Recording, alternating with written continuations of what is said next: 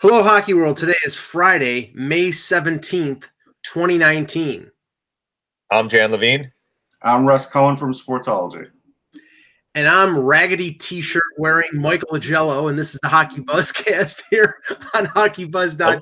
At least he's owning it. Owning it. I don't think anything's wrong with the t-shirt, but Jan, before we went live, said that's a raggedy looking t-shirt. I think it's actually fine looking. The only thing is, I'm sure we'll get complaints from the people in the chat room. Yes, it is gray, so kiss my butt. Okay. I was going to ask what color it was.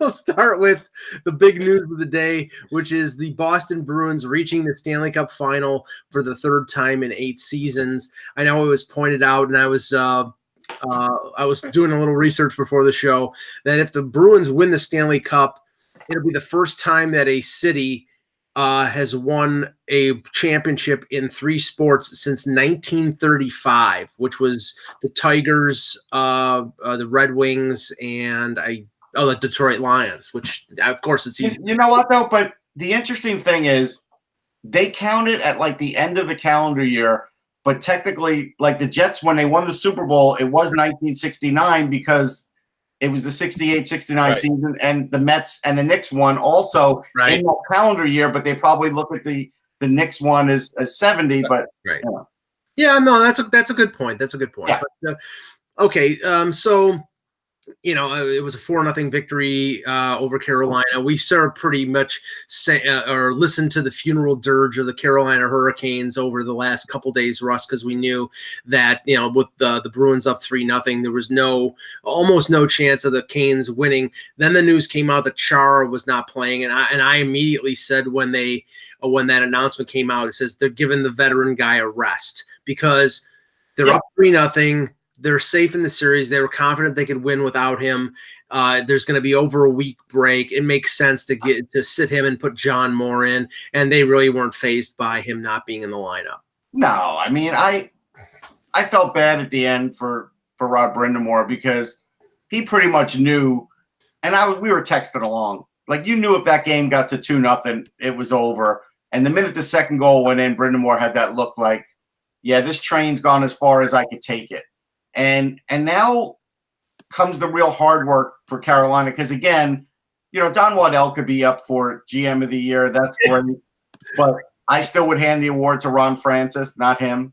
He signed McElhinney. Fantastic. I mean, I think a lot of teams would have signed McElhinney given their goalie situation because technically we wouldn't have gone into the season with Darling. Most of us would have bought him out, but they didn't. Right. So, but that'll be forgotten. End of the day, though, this is where they have to do the hard work because I think they're already on the short end of the stick on the Lindholm trade. Mm-hmm. Jake Dean's got to get inserted in that lineup, so you got to turn Justin Falk into something this summer or at the trade deadline, at the draft.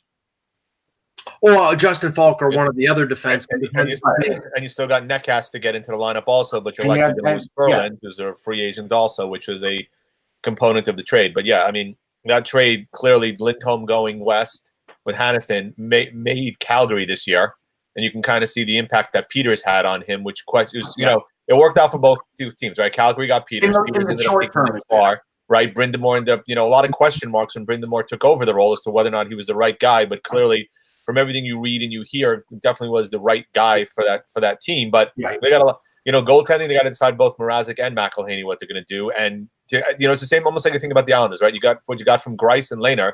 Are you going to expect to get that kind of performance again next year? And which one are you going to sign to probably a larger type of deal? And then, as you said, Bean's got to get in there. They got to figure out with Falk losing Furland's going to hurt their offense. So they got to lock up Aho long term. What kind of deal they're going to give Sebastian Aho? So they definitely have a substantive number of question marks going into the offseason that's going to really drive what's going to be with that team moving forward. I wouldn't be shocked if Furland gets traded, the rights to him because they can't come to an agreement. Yeah, that might be possible, but you're getting a negligible return. Then you're probably getting a 4th or 5th. Right. I mean, but it's going to be something. It's something, yeah. But it also depends who the general manager is at that point. If you have an astute general manager, they'll try to get something for nothing. But if Waddell's still in there, I question whether they continue to try to sign Ferland and then get nothing by July 1st. I mean, I don't think there's a chance that they re-sign Ferland, and I continue to look at their depth on defense, and that's the avenue where they potentially could get themselves a scoring forward, and you have to say, and I'm sorry, I keep going back to this, and call me redundant, but I don't care. I said that this team had a problem scoring. They had a problem scoring during the regular season, but not as much as most people think. But they got in the playoffs, and then in the end, what killed them was their inability to score 5-on-5 in the Boston series. But throughout the playoffs, it was on the power play, and I still don't understand how you can have Justin Falk and Dougie Hamilton on the point and not be able to score on the power play. But they went like 4 for 50 or something. It was something close to that, and that kills you. I will say this, and I really do believe it's true. They'll have one more season where they could possibly make the playoffs in the Metro. After that, they're going to have so much competition in the Metro with the Flyers, Devils, and Rangers getting better that it's going to be extremely difficult. The Metro may end up turning into the hardest of the conferences. Now, Jan, I think that they first of all, you brought it up, Aho.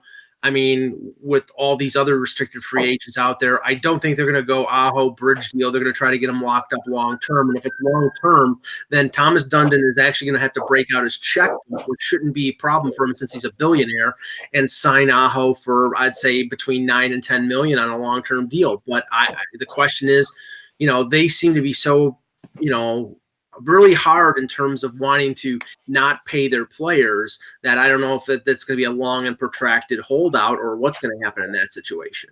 Well, I mean, he projects to be your, when Justin Williams is gone, he's going to probably be your captain down the road. And you don't want to step into a situation where you're already starting issues with your captain and creating problems down the road. So, I mean, my viewpoint is get it done early. Lock him up, send a message for the rest of the organization that you take care of the guys that you need to take care of, and just go from there. I mean, that's kind of the direction I would go in. But I do want to add, because, in the chat room, they're like, what about the Islanders? I'm not excluding the Islanders. The next year, the Islanders could be a playoff team, but they have to lock up all their free agents. So I'm leaving. I left the Islanders in there as one of the playoff teams. I was talking to everybody about the teams that didn't make the playoffs, who are getting very close in the next couple of years. That's where I was going. Right. And I mean, right now, I mean, you look at the Hurricanes and you look at how their money is allocated. Very little of their money is allocated at forward. Niederreiter and Teravainen next year will make over $5 million. Justin Williams is a free agent. He may not come back. I mean, he may retire, or he maybe comes back on another 1-year deal. But Aho is going to make the kind of money that we're expecting to make in that $8, $9, $10 million range. They have so much money invested. Their top 5 defensemen are all making over $4 million. Now, maybe that means they trade Falk, but Falk had a really good playoff. He seems to fit into their scheme right now. Maybe they re-sign him. Maybe they can get him for a reasonable amount, Russ. And if that happens, then it switches to guys like Hamilton or Pesce. If not, then if they re-sign Falk, then Hamilton probably will be the one that goes. But again, when you do start trading a guy too much, you are diminishing his value too, even though he had a very good season and just a bad playoff game or two. Yeah, and Jan, the goaltending situation, both Mrazek and McElhinney are UFA. I don't think either one of them is a number one star. I mean, McElhinney's 35 years old, so he's not a number one starter anymore. I don't think Mrazek is a number one starter, but maybe they give him a short-term deal. I mean, the funny thing is that the only guy who's under contract right now is Darling, and he's pretty much done in that organization. They'll probably buy him out, although you never know. With Dundon, maybe they try to trade him and get somebody else to pay him that money. But I think goaltending is problem A for them, and then scoring is problem B, and they can rectify the problem of scoring if they trade one of the defensemen for a forward. Agreed. But I do think, as you mentioned, I think they are going to try to bring back Williams. I think they'll try to get him back for one more year, right? Given what he's done in terms of the organization as a whole and the type of player that he's become. I do agree with you. I'm not sure if Mrazek or McElhinney are number ones, but the problem is, unless you're going to go out into the market and try to trade for somebody, and acquiring somebody to be that number one, as we've seen, has proved to be challenging for several organizations. Sure. Let alone Carolina, right? They had Cam Ward years ago, but that kind of was the last true, quote unquote, I'd say number one I actually thought Darling had a shot. I really liked him in Chicago and was a bit surprised that he was that poor. Right. There, I mean, again, Mrazek played fairly well initially in Detroit. Everybody got their hopes up for him, and maybe it could just be the post-hype where he's finally finding his game and turns into the goalie. So I think they are going to attempt to lock him up. Maybe a 3-year deal at $3 million per could be something they do. We've seen that with a couple of other goalies to kind of make, give them a not really a bridge deal, but a stepping stone kind of a deal to see if he can become the guy. If he's not, then you're not expending an enormous amount of money. Sure, but then you might not make the playoffs either. Right. And you bring back Mrazek also. You bring back McElhinney also maybe on a 1 year or 2 year deal at not a lot of money, because I don't think he's going to get a ton of money out there in the marketplace given his age and everything else. So I'm not sure if either one of them are the answer, but what they look like this year, they were not the problem. And if they have a defense surrounding them, the type of defense that we've seen, they can maybe get away with both of those guys. But they definitely have to upgrade the offense. I mean, we talked about the Islanders having issues offensively, and that's why they ended up losing to Carolina. Well, the flip side here was Carolina look, Rask was great. There's no question Rask was very good in this series, but Carolina didn't put an enormous amount of pressure on him either in terms of the style of play that they used. I'll tell you what, if I'm Carolina, I let both those guys go free agent, and I try and make overtones to Leonard if he goes UFA, because he won't break the bank, but they'll afford him. Because look, let's face it, I think Michael said in the chat room, maybe Bob goes there. They're not paying Bob money, so no. Bob is not going there. No. So maybe they can get Leonard, and if they don't get Leonard, maybe they could trade for Grice. If I'm them, that's what I'm trying to do. Yeah, I mean that's the avenue. Even though they failed because they traded for Darling and then signed him, even though they failed in going out and getting a backup somewhere that they think could have been their starter, and it was a bad decision. I think that might be the way that they go because it's cost effective. They could go out and trade a prospect or trade a draft pick to LA for Jack Campbell or Cal Peterson, or there are a couple other situations out there where backup goaltenders, Georgiev with the Rangers, maybe that's a scenario that works for them. But I don't think they're going to go out in free agency and they're going to spend the money on the goals that they need to score. Not right, that's what Dundon has basically said. Right. We should since Jan's time's limited, let's go to that next subject. Yeah. Okay. Now with the impending changeover in the hierarchy of the New York Rangers, with Glenn Sather basically semi-retiring, although he's going to be an advisor there, and possibly John Davidson going there. Jim Schoenfeld, who I always said was, I thought, basically a lackey of Sather, because I think they played together back in the day. Yeah. Now Schoenfeld, did he get fired or did he resign? No, he stepped down. He stepped down. Okay. Now, but honestly, he was pretty marginalized last year. Chris Drury pretty much took over everything in Hartford. So Jim Schoenfeld had lost his role, which is a positive for the Rangers, by the way, because over many years, through the Tortorella regime, Vigneault, even a little before then, Schoenfeld had been there and basically had been given the okay as to who comes up from Hartford and who didn't. And you could just look at Hartford and know that they weren't great, but you could also look at Hartford and know that they let some guys go there that obviously they evaluated and didn't think were that good. You want to go back to Marchessault, you can go back, and I'm not sure if Schoenfeld was there for that. He may have been. But you can go back, and there's a few guys there besides yo-yoing guys, besides not doing the right thing, and Hartford really never becoming even a decent team for more than a couple of those years. So now I think you have somebody there with Drury who has fresher eyes, better ideas, and actually can do a better job with that. I think Schoenfeld, for lack of a better term, got stale there. I can't argue.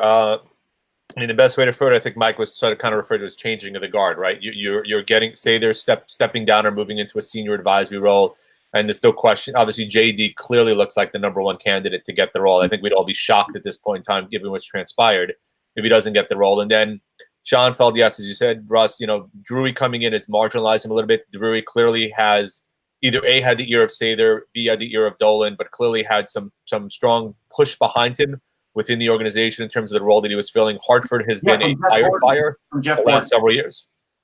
So they need to resolve what's going on in Hartford. It's been pretty lousy there the last couple of years. So Schoenfeld going, I mean, it's interesting to see how they replace him and what they kind of do, or even if they feel the need to actually have to replace him given the role that he was playing, right? Drury can assume more responsibility. Maybe he gets somebody to help out in Hartford as a GM, or relieving him of those responsibilities. And then JD's going to come in, and JD may want to bring in somebody of his own to kind of be a right-hand man for him as well. So you're going to see a kind of a change within the organization. He's got somebody already there.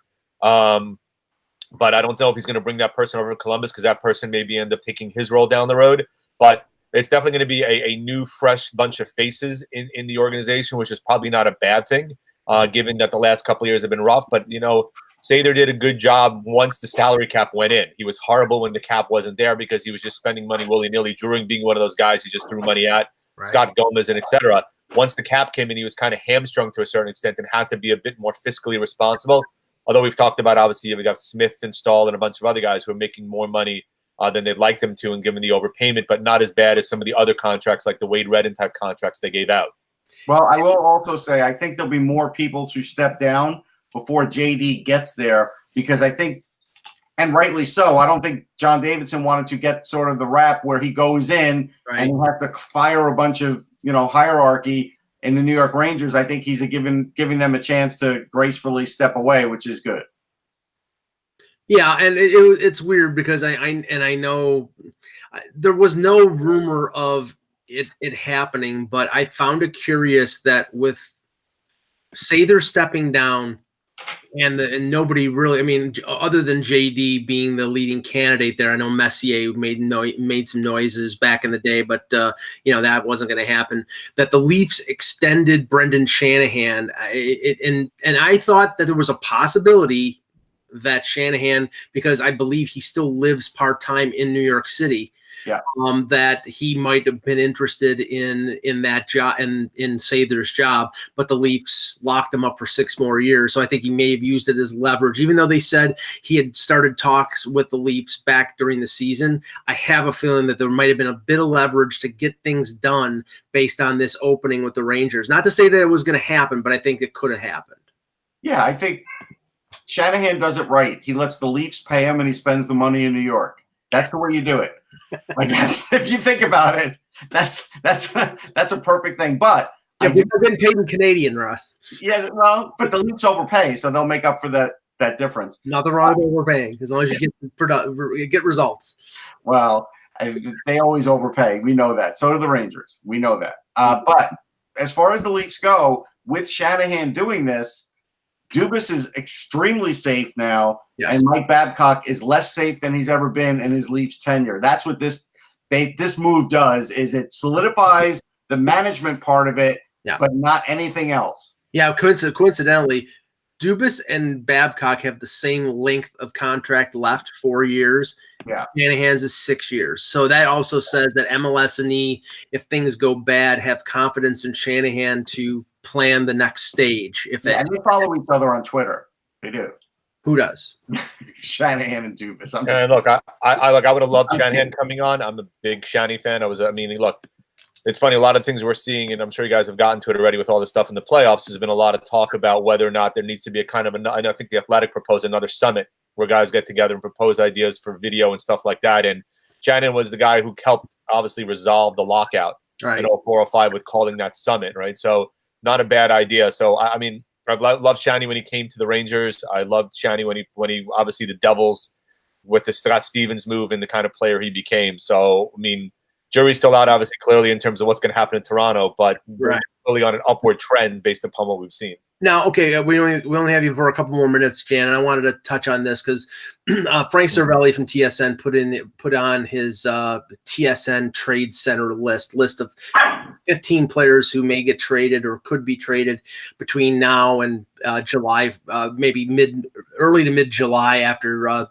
the draft and after the July 1st free agent frenzy. 2 names I'll bring up before you leave here because both have Ranger connection. One is an ex-Ranger, another one is a Ranger. Number 3 on his list is Ryan Callahan, who I think is a fait accompli of him leaving Tampa because he's got 1 year left at almost $6 million. They need to open up cap space for Braden Point. he may not be done as a player, but the injuries are piling up on him. But there's been a lot of talk about Callahan going back to the Rangers. Do you think that makes any sense for them? Nope. Look, I love Callie here. He was a heart and soul kind of player, wore his heart on his sleeve, was the perfect captain. And the negotiations, we all know what happened. The no movement clause that he wanted, the number of years that he wanted were the precluding factors. Look, bringing Callahan back, the Rangers, presuming they're going to be in the Panarin or Carlson sweepstakes, and you have Buchnevich to sign as well, and several other restricted free agents to sign as well. You're not going to have an inordinate amount of cap room to sign all these guys and then take on another $5 million or even half of let's say $2.9 million, or if Tampa eats half of it, which may not be enough for them to be able to make a kind of move like that. Right. Bringing him on board doesn't make sense.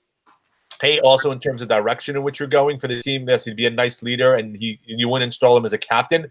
But B, the game has surpassed him. Not surpassed him, but he's broken down a lot based upon the injuries. And to take on that much salary, especially when cap room is going to be a little bit of a premium starting now because of the other guys that they need to add or they're looking at adding, I'm not quite sure if that's a direction I would go in. Ross, I'll get your thoughts on this after, because Jan's going to leave it. The other one is Kevin Shattenkirk, who signed a 4-year deal. He's now into year 3 of that 4-year deal, $6.65 million. I mean, he's a right-hand shot. I think for some teams he would be an improvement as a power play quarterback or as a puck rushing defenseman. Just really hasn't worked in the sense that the Rangers are in a rebuild, and this is a guy who's 30 years old and is a sort of a now player. I mean, if they go after Carlson and get him, then I think it's almost a definite that they trade him to clear the cap space. But what do you think of the possibilities of trading Shattenkirk? I think there's a fairly good possibility. I mean, I mentioned Brandon Smith and Mark Stahl, both of them making a lot of money. You can put Shattenkirk in that arena in terms of making a lot of money with the production not matching the type of salaries made. He's had a disappointing first 2 years, to say the least. He's had injuries also, which haven't helped. His advanced metrics aren't as bad as you would think they are. They're actually fairly solid, but when you watch him on the ice, it's clearly not the same Shanahan. Maybe the leg injuries has taken some of the speed away from him, but I just don't know whether or not I would think they're going to have to move one of those defensemen, even if they don't get Carlson, because they need to try to free up some room to try to spend to get other guys, especially Panarin. But I just don't know if the marketplace is going to be there, and the question is going to be how much you're going to eat and what you're going to get back in return. If you just want to dump him and you're willing to eat half of it, then I think they'll go that route. But if not, then I don't know what direction you're going to go in. They could always re-sign Adam McQuaid. That is true. All right, guys, I got to go. There you go.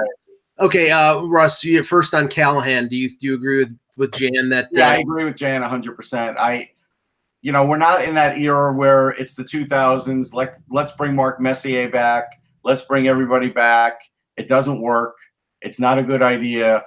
Let Callahan go somewhere else where maybe he's that one guy that they figure out how to play him during the year so he could actually play in the playoffs and stay healthy. Because I know he played some of the playoffs. I don't know. Did he finish it out? I don't remember. I think he played a couple games. Yeah, a couple games. He needs to finish it out. So I would say no to Callahan. And Shattenkirk, it's a shame. I thought that was a good deal based on the money, based on what he had left in the tank. Mm-hmm. He's not an old guy, but he certainly plays a certain way. Was never the fastest guy, was never the greatest defensively, but it was the puck moving and offensive ability that you thought you were getting. You haven't really gotten it based on injury. Unfortunately, I would say he has Sandis Ojelus value, and the Ranger fans know about him, and he got traded around. I don't think you're going to get much, so I think you're just looking to relieve the salary if you can. Well, I mean, with Shattenkirk, I think there are teams out there that would look at 2 years and say, okay, that's preferable, especially in a market where the top 3 defensemen, or at least the top 2, the second and third after Carlson are Gardner and Myers. Some teams might be willing to take a chance on Shattenkirk if the Rangers either take a salary back or if they take a haircut. If they say we'll retain $2 million, I think there'll be teams out there that said, and you can get a real deal for him. Right, exactly. So I think that makes sense, and the right hand shot helps. But yeah, he's a defensive liability. I think he's a 3-4 defenseman. A second pairing guy at best, but still I think there's value there. So if they want to move him, I think they're going to have to take a little bit of a shave off that deal to make teams be interested. But I think that's doable. Now, okay, number 1 on the list, and this is not not a surprise at all, is Phil Kessel. I think Kessel is almost definitely going to be traded. I mean, there is change in the air in Pittsburgh. I know that the Malkin stuff is out there, but I like until he gets traded, I find it hard to believe that they're going to trade Malkin and break up Malkin and Crosby unless Malkin has gone to Rutherford and say, I want out. I don't think they're going to trade Kessel, but allow the dog to stay and come to any Penguins games that he wants. That's Amanda's dog, right? That we always see pictures of. You got me. Yeah, they have a dog there. I'm not sure if it's Phil. Is it a hot dog? Does it put? It's not a hot dog. It is a dog, and I think they'll still allow the dog to come and visit. But Phil's going to go. He'll go somewhere and he'll score goals. Like that's what he does. But I do think Arizona is a place that would look at him. I do think Florida is a place that would look at him. Yeah, I mean, maybe we know Florida's probably going to move on. At least the talk has been that they're going to move on from Mike Hoffman, who's not on this list. But I've heard that Hoffman has I think he has one more year left in his contract. Yeah, I mean, you could trade Hoffman for Kessel. You could trade Kessel for Huberdeau. You could go something like that. Yeah, and Huberdeau's got a long-term deal, but he's a lot younger than Kessel. Number 2 on the list is Jacob Trouba. Again, this is an obvious one. It's just a question here, and this is the debate. And when we have Peter on next week, we have to ask him this. Because I've heard it said that Winnipeg is a now team. That they lost in the first round, but they got to the conference final last year. Oh, it is Phil's dog. I just want to give that update. And it's Phil's dog? Okay, that's great. You're really, you know what, Mike? That's you could show a little love to Phil's dog. I have all the consideration for Phil's dog. It's just, no, you don't. No, you're snarky. Just move on. Okay, thank you. I'm catty. There you go. But Trouba, I mean, the situation here is Winnipeg can qualify him and get the final year out of him and then basically do what a lot of teams have been doing is treat him as an own rental and then let him walk.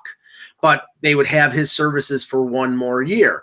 Whether they do that or whether they, that they'll get value in terms of getting back in a trade, and it's going to be significant value. But is that value going to equal what his value is to them next year? No, but they're going to still have to do it because they're over a barrel. Mark Peterson said, what about, them moving Hornquist? They won't. He's their only net front presence. They don't have anybody else that does that. Right. No, and they're not going to move Gensel, and they're not going to move, they're not going to move. I mean, there's been talk about them. If you can get somebody to take Oli Mata, good luck because his stock has fallen dramatically. Yeah, Mata could be a draft day trade where, you get a second or a third round pick for him and you just say, see ya, Oli. Yeah, just to clear the salary. He's making a little over $4 million. If there's somebody out there that is in desperate need of defense or just wants to do a change of scenery type of deal, then that makes sense. Yeah. Number 4, and we talked about him before because it appeared very close that he was going to be traded at the deadline. That's Jason Zucker of the Minnesota Wild. I mean, if I was Minnesota, I wouldn't trade him. But I don't know why they're so keen on doing this. It could just be talk. I'm not going to buy into it until it happens. Yeah. He makes $5 million, but if they get rid of him, how are they replacing his clutch goals? You may say, hey, he's not going to have 33 goals like he did 2 years ago, but he's a guarantee to get between 20 and 30, and he's a guaranteed to get a certain amount of game winners. Where are you replacing that? I think this is along the lines of the other deals that they made. They got younger and they got cheaper. They bring in Fiala for Granlund. They bring in Donato for Coyle.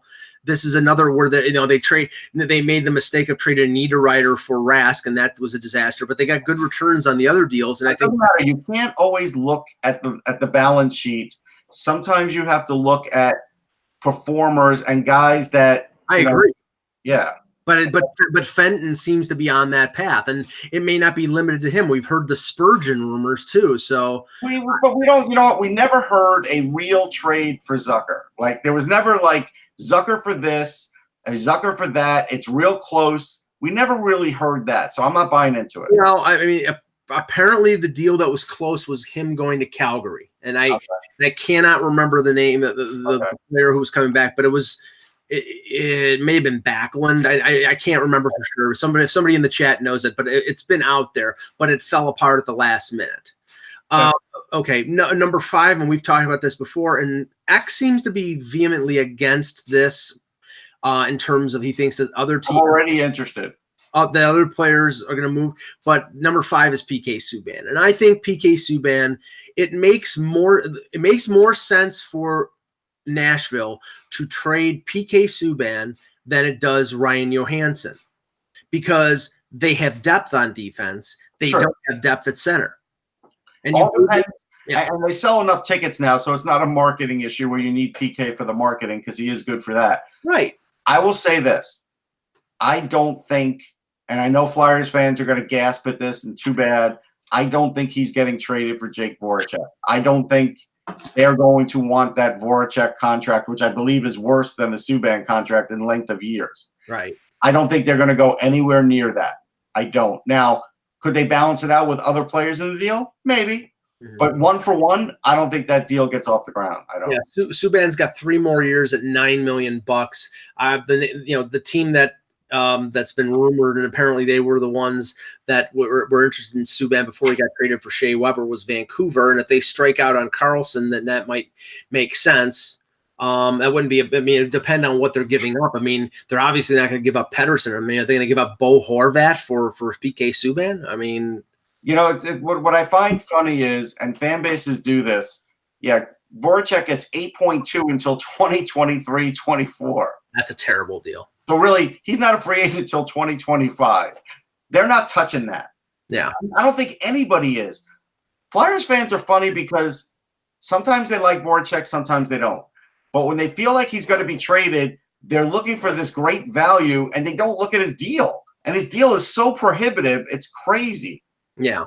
Michael Frolik is – one more thing. I just found it. Sure. So in 2021, he gets a $4 million bonus, and in 2022-23, a $5 million bonus. Nobody's doing that.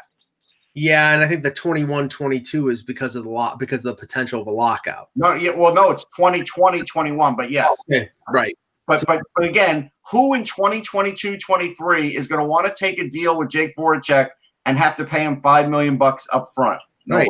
That's why, like, all these deals that have signing bonuses, you're going to see a bunch of deals after July 1st when these teams when these teams have already paid the bonuses. Like, for example, I know the one thing that was is interesting. The Ryan O'Reilly deal, and this shows how maybe the bottom dollar is the biggest thing with certain teams. They made the Ryan O'Reilly deal before July 1st, so the Blues ended up paying the big bonus on his contract. Are you telling me that the Sabres wouldn't have gotten a much bigger return had they held on to him after July 1st and they had paid the bonus? Instead, they got Berglund and Sobotka and a grade B or A- prospect in Tage Thompson in that deal, instead of getting a Robert Thomas or a Jordan Kyrou or one of the better prospects. So, I mean, that has a lot to do with the value of certain trades. I want to mention this too about Voracek. Those last 2 years, because of the $5 million bonus, yes, his AAV will only be like 8.7 for the 2 years. But the problem is we don't know what the cap situation will be then, because you'll have a new CBA and they might say, hey, bonuses, the way they counted before, don't count the same way now. And so we don't know what the cap structure will be like. Right. So I think teams are staying away from him. Number 6 on the list is Michael Frolik of Calgary. He's got a year left at 4.3. I mean, there might be interested teams. He's 31 years old. He had 16 goals. I mean, he's a cheap guy. And I don't mean he doesn't tip at dinner time. What I mean is he's an inexpensive acquisition, although you get his agent with him, and that's a whole other. Yeah, 4.3 isn't cheap, though. No, but he's going to get less now. Michael Frolik, Alan Walsh will not tell you that over the summer. But I can tell you that Michael Frolik will not get 4.3 next year. No, but I believe he has a year left. So and in the year after, he's not getting 4.3. Right. So then basically he's an extended rental. He's a 1 year guy. It's like, I don't know how many teams are going to want to rent him for 4.3. Right. That's a little high for basically a specialist. Now, and he doesn't really give you points anymore. Not much.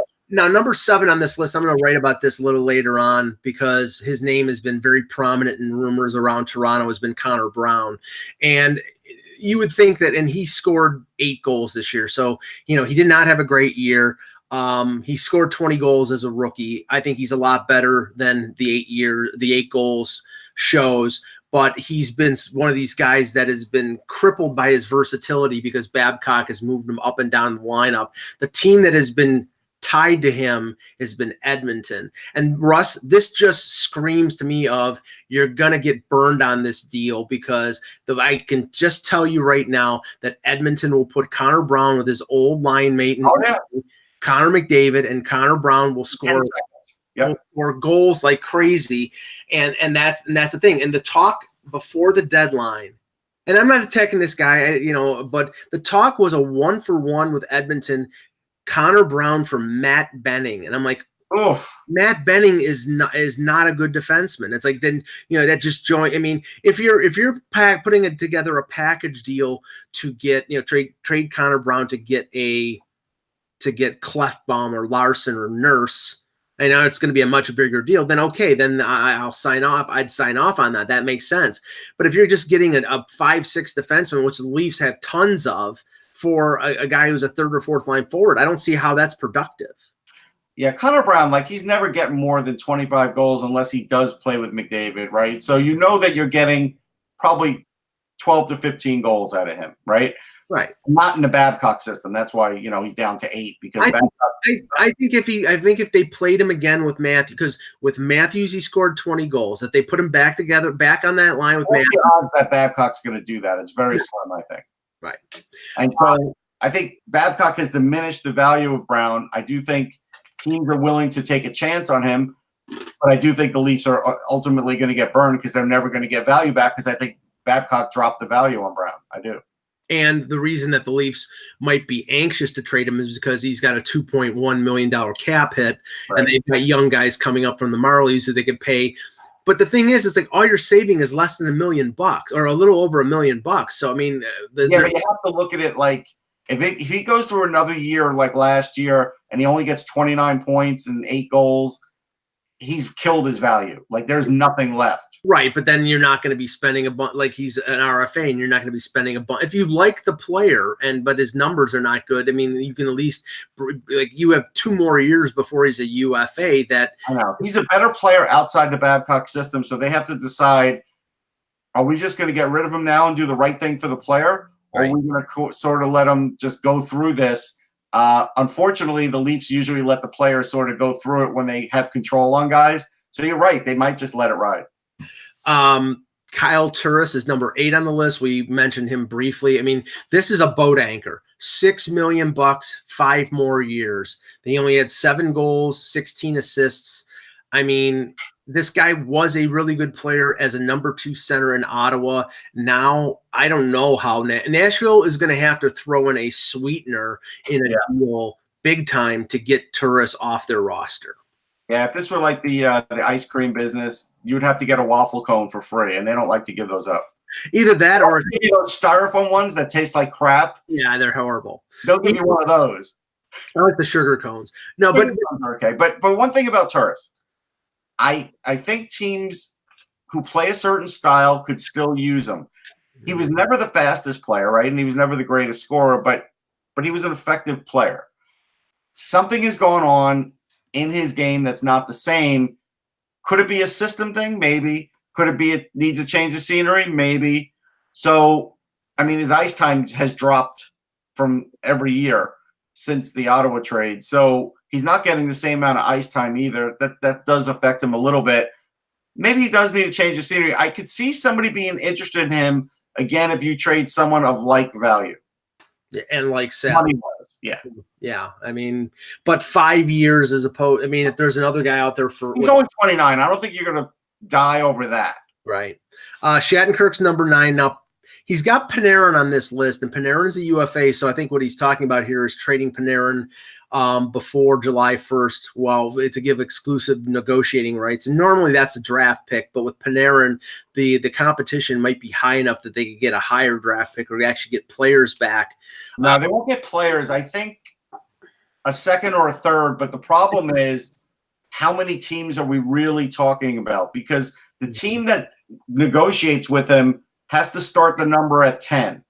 And so that excludes a certain amount of teams, right? So you might be only talking about 3 or 4 teams that really can afford him or want to pay that money. Right. So how high a pick are you really giving up for that? Like, if I'm the New York Rangers, I give up no draft pick. Because at the end of the day, I think he wants to play for me anyhow, and I'll just give him a great, sweet offer, and I'll let him, take a tour of MSG. And it could be a Jimmy Vesey scenario where the Sabres waste a 3rd-round pick to trade for his negotiating rights, and then he signs with the Rangers, who he was going to sign with, no matter what. So but the teams may know that already, and that could kill his value. Kill it. Yeah, and the only team that would be willing to give Columbus a draft pick is one that thinks that they're on the outs, but they want the exclusive negotiating rights just to talk to them. Right. So, I mean, there might be some. You're talking a 5th-round pick. Yeah. Okay, and probably the same goes for Bobrovsky, but that was not on this list. This one's a little surprising. Number 11, Travis Hamonic, who is a year left in his contract. Remember, he got traded to Calgary.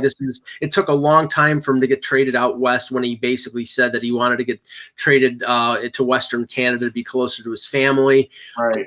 He's 1 year away from being a UFA. He's an undervalued, at least the contract is reasonable at $3.86 million, but he's not an offensive defenseman, and he's never going to put up a ton of points. He's more of a stay-at-home guy. And I don't know how fleet of foot he is anymore, Russ. That would maybe the reason why they're interested in trading with a year left. I think he's okay. I don't worry about Hamonic skating too much.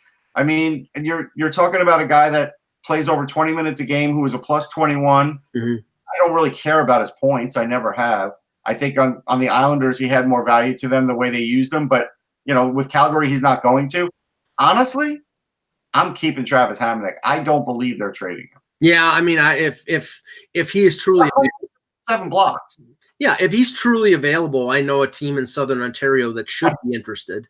And and when Lou Lamoriello was general manager, we were at the draft in Chicago. There was talk about a Van Riemsdyk Hamonic type deal between the Islanders and the Leafs, and that never happened. But it would have made sense because the Leafs needed defense, as they still do now. I wouldn't play him. Yeah, I wouldn't trade him right there. Number 12 is an equal boat anchor to Turris, and that's Nikita Zaitsev with the Leafs. 5 more years at 4. Now the term is the problem. The amount is $4.5 million. I don't think he's that bad of a defenseman. Zaitsev, yeah. Okay. I don't think he's that bad of a defenseman. He's a right-hand shot, but again, he's one of these guys who I am convinced, and this is my theory, and I'll stick by it. He signed this long-term deal after playing as a rookie and playing pretty well and getting offensive opportunity. He was more of he played some power play time at that point. And then all of a sudden he signs the long-term extension, 7 years, and the Leafs were in desperate need of shutdown defenders. And I have a feeling they went to him and said, okay, we want you to block shots. We want you to play a more defensive game. We have guys like Gardner. We have guys like Riley. They can lug the mail. We don't need you to do that. We need you to be good in your own zone. That's not his game. He's not a shutdown defenseman.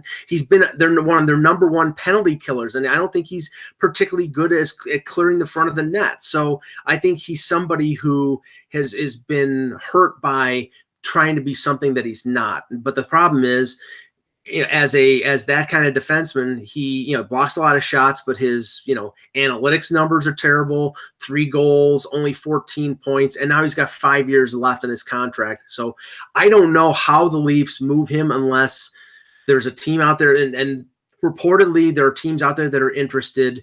Well, yeah, because they'll turn him right into an offensive defenseman. That's why they're interested. He's playing completely out of position. When you're asking him, and he did have 151 blocks and he had 139 hits. When you're asking him to play that role, fine, you played him to play that role. The minute you trade him, he's not playing that role for somebody else. Somebody else is using him as probably like the second power play guy and a top 4 defenseman. That's how he's going to get used somewhere. Yeah, and I have a feeling that the motivation to trade Zaitsev is because there's still an interest in possibly bringing back Gardner. if they can get him on a reasonable contract. I don't think Gardner is coming back. I don't think he's going to take like a hometown discount to stay in Toronto. I mean, you're probably gonna have to pay him close to what he can get on the open market, which is $6 million, and that would mean paying him more than Morgan Riley. That doesn't make any sense. So I think Zaitsev either staying or they're trading him. They're trading him and retaining value or taking a salary back. So we'll see what happens there. Just to finish out the list, Oli Mata, we mentioned earlier, is 13th on the list. Good luck to Pittsburgh because his value has declined. Colin Miller with Vegas. They signed him to the contract. He's making less than $4 million. And he seemed to fall out of favor there, Russ. He's a guy with a shot. I mean, what do you think about him other than a shot? Not much. Not much. And so I don't think he has a lot of value. I think somebody desperate for defense might take him because he's not that expensive, but he's not that good of a defenseman. He's okay. Like, that's it. 3 years left at $3.88 million. I not everything Toronto, but I know for a fact that, again, when there was talk about because when he was with Boston and when he was going to get claimed in the expansion draft by Vegas, there was talk of the Leafs having interest in Colin Miller. And they are, if they trade Zaitsev, they basically have no right-hand shot defenseman other than Timothy Liljegren, who might play for them next year. So maybe there's interest there. Maybe there's interest in Zaitsev in Vegas. I mean, that might be a potential. This one here, it's the boat anchor of all boat anchors. Milan Lucic, 4 years left at $6 million. Untradeable. Yeah. Even if they were, and I asked you this before. I asked you this yesterday, I think. Even if they retain half the salary. What team? Let me ask you this. We talk about this a lot. When do you ever see a team with a guy with that much term retaining half the salary? It never happens. It never happens, but it might have to happen in this situation. It won't, though. It won't. Well, I mean, Ken Holland, does he have the authority to? I mean, the problem is that most of the salary is signing bonus, so there's no saving in buying out. So, but you know what's going to happen? They're gonna look at Kruger and say, not Kruger. They're going to look at whoever. Sorry, their next coach is going to be and say, Tippett, yeah, Tippett, maybe, not a guarantee. Whoever that guy is going to be, and they're going to say, try and turn him into Tom Wilson or something, please. And that's what they're going to do. Yeah, well, Tom Wilson can move and Milan Lucic can't. I know, but I'm telling you, they're going to just let him toil in that role and keep paying him. Just to finish off on this, because game 4 of the Western Conference Finals tonight, I found it very interesting that the news came out that the refereeing and linesman crew from game 3 will not be in any playoff game for the rest of the year. So they've banished them like they banished the crew from game 7 against Vegas and San Jose. So in a roundabout way, the NHL is admitting that there was a mistake. In fact, Colin Campbell was on I think it was Hockey Central yesterday, and I didn't hear the audio, but the intimation was that he admitted that they made a mistake. Well, yeah, they made a mistake. But he doesn't have to admit it. The whole world knows. Yeah, what good does that do the St. Louis Blues? That's the whole point. It's right. Like, the whole world knows it's a mistake. Yeah, great. Admit it right after the game and put out a press release. Or don't bother admitting it because everybody knows. Hey, great. We know that Wayne Gretzky high-sticked Doug Gilmour. We saw the blood dripping from his friggin' chin. You're a sad man. You really are. The other thing was, I thought it interesting, FanDuel refunded all the money that was – I don't know if it was the money that was bet on St. Louis, but it refunded the money from Game 3 because of the error. No, good for them. That's something where you start to get into a slippery slope otherwise if someone decides they want to have a lawsuit. And, yeah, could put a lawsuit on that. Yeah, I think that was a good preventative measure to prevent controversy. And that's a good. There's plenty of suckers. I mean, people to give FanDuel money. I don't think they're going to have a problem. Yes. All right. We'll end it there. Hang on. There's a good question in the room here. I said I would answer it. Take a couple questions. That's cool. Yeah. John Murphy asked, and he wanted to ask this of Jan, but Jan's not here. So I'll do my best with like a 5 o'clock shadow and an accent. he wanted to know how the ELCs were for the Rangers and the ones that they just brought in. Well, obviously, if you're watching the Worlds, you can see what Adam Fox has. I've covered Adam Fox for 4 years.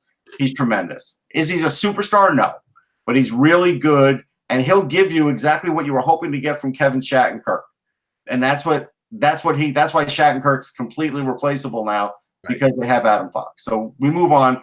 Kravtsov, I think he'll be good. I can't tell you he's a slam dunk to be good. I liked what I saw in the World Juniors. He does have a lot of finesse in his game. He does have some pushback in his game. He's a big guy. He gets down the ice fairly quick. So his stride is good. I think on a smaller surface, he'll succeed, but I really do need to see it. I can't tell you he's 100% success without seeing him in this sort of environment. So that's, right now I have to wait on that. Now, do you think, this is before training camp, so it's pure guesswork, but do you think he starts in Hartford, or do you think he's going to start with the Rangers? Yeah, I can't tell you he's a guaranteed slam dunk to start with the Rangers. I think it will depend on if there is some chemistry, who the Rangers haven't traded by them, because they're going to make some trades. And Sure. So, yeah, right now, this moment, can't really say. And then Igor Shesterkin, either he'll be the backup to Lundqvist if they move Georgiev, or he'll be the number one guy in Hartford. I'm sure he'd rather be the backup, but even Samsonov went and took a year in Hershey, so they might be able to talk Shesterkin into doing that, because there is going to be a transitional period. He was great in the KHL. People can go to Sportsology. I put up stuff about him that came from the league, that also came from other people, a video, other things. I'd seen him in World Juniors. He's a very good goalie. He still hasn't played in the NHL with the different angles, with the smaller ice. It does affect a goalie. I do think he is a potential number one goalie. I do. But I think he's a number one or nothing. I don't think there's a situation where I say Shesterkin could be a backup if he doesn't make it as a number one. I think because he's been treated as a number one this entire time, that he's a number one or nothing. So I think it's a good bet that, yes, he is the successor to Lundqvist. So I would fall on the side of caution and say he's probably going to start in Hartford. Yeah, but it may be good down the line to have him be the backup just to get NHL experience, just to get a little look. It will depend on Georgiev, because you're not going to get rid of him for nothing. No, and that's the thing. I think there are enough teams out there between now and the start of training camp that are looking for number one goaltenders. And based on the way Georgiev played at the end of the year, and he played a lot of fire on him. He played a lot at the end of the year. There's going to be teams interested in him, like they were interested in Cam Talbot a few years ago, because they think that he has the goods to be the number one to be a number one goaltender. Any more questions? Yeah. This Too Dope wants to know, does Cal Foote make the Tampa roster? Well, I'll tell you, look out on Sportsology for an interview with his brother. I did just interview his brother, Nolan, and so that will come soon. As far as Cal, I'm going to think there's a very good chance, but because they're a win-now team, is it possible they let him over-marinate? It is possible. So I think it's 50-50 based on what happens in the trade market and free agent market. Right now, the Tampa, off the top of my head, they have four defensemen coming back next year: Hedman, McDonough, Cernak, and Sergachev. Now, if they trade Sergachev, they're not going to. They probably trade him for another defenseman, because they have three guys in Strawman, Coburn, and there's another one that's a UFA that are probably not coming back. Maybe Strawman comes back on a one-year deal, but there's maybe two spots, and that might be. We're not talking about Foote moving into a top 4 spot. We're talking about him being a 5, 6, 7. If he's a 7, then they probably keep him in Syracuse because they want him to play. But if he's a 6 and he plays all the time, then I think he could make it. It's getting close. I'd say he maybe another year, maybe another half year, but I think he'll play in the NHL next year. Yeah. Now, Andrew Alton says, could Wild Bill get moved at the draft? Ghost plus the 11 for Carlson. Who? What? Are we talking about William Carlson? William Carlson, Vegas. I would never, ever, ever include my number 11 in that deal. It would have to be a straight-up deal. And to be honest, I do like William Carlson, but now that I know what the real William Carlson is, I'm holding on to Gostisbehere and the known good salary on him. So, no, I wouldn't even touch that deal, or even the way that you you made it. Yeah, I mean, I don't know who the real William Karlsson is. I know it's not the guy who scored 40-plus goals, but is it the guy in between what he did this year and last year, or is it this year? Or, I think you need another year to find out what he really is. I mean, if you're the Flyers, do you try and get Mike Hoffman? Yes. Okay, but what do you get? I mean, what are you giving up? I'll give him Robert Hagg. You're giving a defenseman, and maybe they would go for that. Yeah, because it's only 1 year on the Hoffman deal. I'm not giving you one of my better defensemen, but you'll get a NHL serviceable defenseman, and if you like him, you could extend him. Hoffman is the Jeff Skinner of 2019. Yeah, he's going to score 35 goals.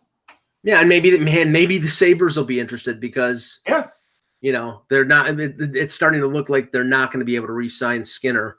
And I said yesterday on Buffalo Radio, Russ, that look at Tampa Bay and look at Winnipeg, and the Sabres might be the beneficiary of their cap problems because they may be wanting to trade a JT Miller or a Palat or a Killorn or a Tyler Johnson, or in Winnipeg's place a Brian Little to a team, and Buffalo, with most of those guys, could use those players because they'd all be second liners on the Sabres. Yeah. Last question, and this is from Goalie FP. Russ, do you think the bigger ice that Kakko used is used to? Okay. He did a little misspell there and it threw me. Used to could be tough for him to adjust to the NHL. I think there's a slight adjustment. I wouldn't use the word tough. I would say that there will be a slight adjustment. I will also say that, again, don't use the World Championships as a barometer as to what you'll think he might do in the NHL, because you're playing against a bunch of guys that are at the end of the season, have already lost in the playoffs, and don't have a lot to play for other than they want to keep playing hockey. So you have to understand that. And some of the competition they're playing against isn't great either. You have like the defenseman he's going up against, as an example. That's why, like, when I saw a writer that we both know talk about William Nylander and the fact that he's dominating the World Championships and leading the tournament with 12 points, I wanted to respond. He's played against Italy and Norway. He scored like 3/4 of his points against those teams. Unless the Italy defense is going to be playing in the Atlantic Division next year, these points are meaningless. Now, great if a player like Kakko scores 6 goals in the World Championships, or Nylander is showing some offensive proficiency, which he didn't show this entire regular season and playoffs. That's great. I think it improves their value, but you don't know whether that's for real until they play again, until Nylander comes back and plays next year and plays like he did the first 2 seasons, or Kakko plays in the NHL as a rookie. We'll see.